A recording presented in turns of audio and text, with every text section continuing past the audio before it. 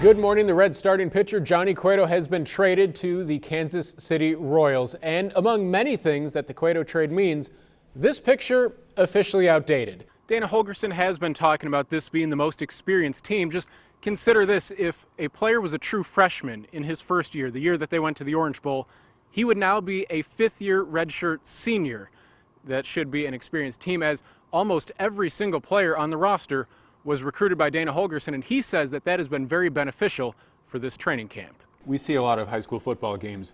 I guarantee neither of us knew his name before about 9 p.m. on Friday night. But everybody in Wayne did. And they certainly do now. Yeah. On Football Friday night, we like to show the biggest touchdowns from high school football games around our area, but sometimes even the plays that seem the smallest turn out to be huge. For the next 2 days, wrestlers will compete to be the best and be the champion of their weight class. But one particular wrestler shows us that sometimes sports is far more than just the final score. You need to be unique. You need to be able to change the game. You need to be a legend. Sounds a little bit like a certain basketball team from Lexington, Kentucky. But what about the fans? Well, right behind me, crews are busy working on building grandstands so thousands of fans can come and watch the Saints during the preseason. Parrot heads can bring their fins to White Sulphur Springs for a cheeseburger in paradise and help Jimmy look for his lost shaker of salt. Oregon's not the only school who gets cool uniforms when it comes to big games. Joe Whitcamp is one of the strongest men in the world. That's what his silver medal in an international weightlifting competition says. Joe Whitcamp is one of the strongest men in the world, from the waist up. A 1993 car crash left Joe paralyzed from the waist down. But that's where his journey started. I wasn't sure what was ahead of me, but whatever life had in store for me, I was ready.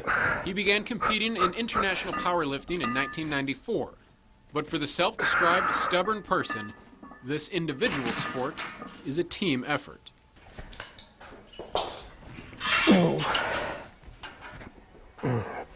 And if it weren't for these guys, I wouldn't be able to do this. Joe and a group of friends lift weights together in his basement. But his success on the international stage is shared with the group. He's probably one of the most competitive people you ever meet.